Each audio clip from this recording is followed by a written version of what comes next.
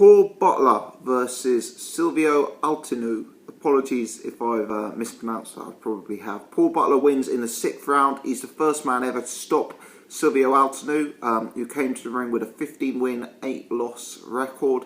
The guy had performed at a reasonable level. I think he'd been EBU title and fought for a world title at some stage.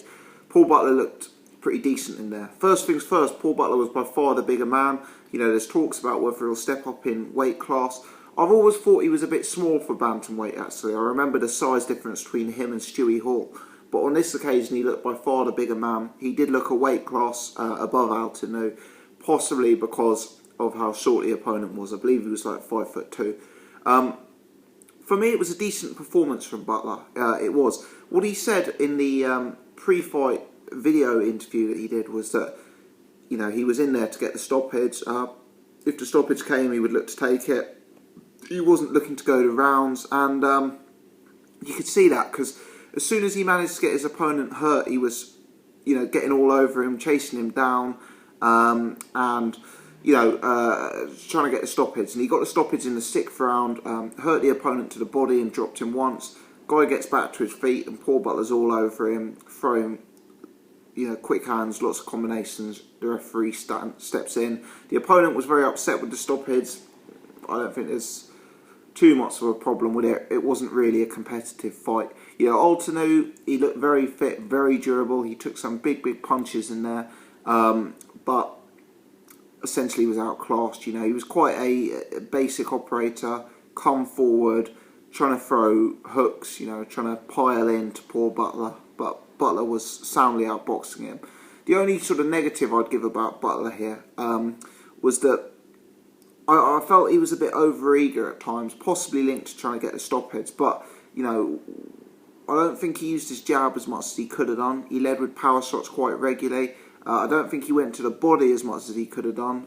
When he actually did do that, straight away, opponent gets hurt, has to take a knee, you know. So, you know, the opponent is obviously someone who has a very good chin. So for me, the way to nullify that would be to frustrate him with the jab and then try and work the body and take away the guy's stamina with, you know, a punch to the body. That would be advisable. And obviously when he adopted those tactics, he won the fight. But yeah, it was an impressive performance by Paul Butler. He's an interesting fighter to watch. Very fast hands, very eye-catching puncher. And you know, he throws combinations with mean intentions, and some of the punches he throws are, you know, very eye-catching, I guess. You know, he's got very quick hands. He lands a sort of nice little uppercut on the inside. Combinations of power punches.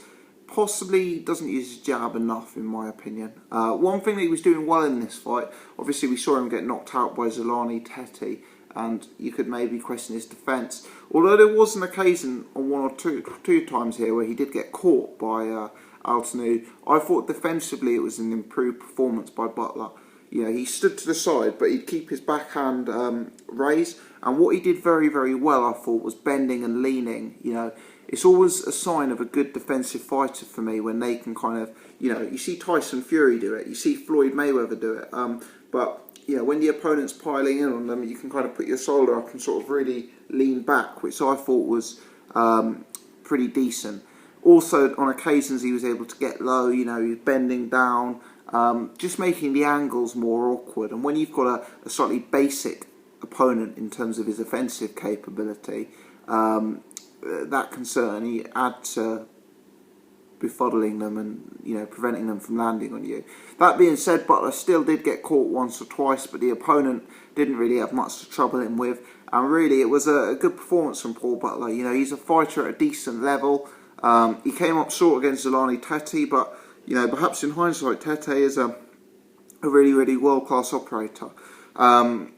I guess it's be good to see Butler in a big fight. There's lots of talks about him fighting Conlon in 2016, so let's hope that happens. Let me know your thoughts on this fight. How did you see it going?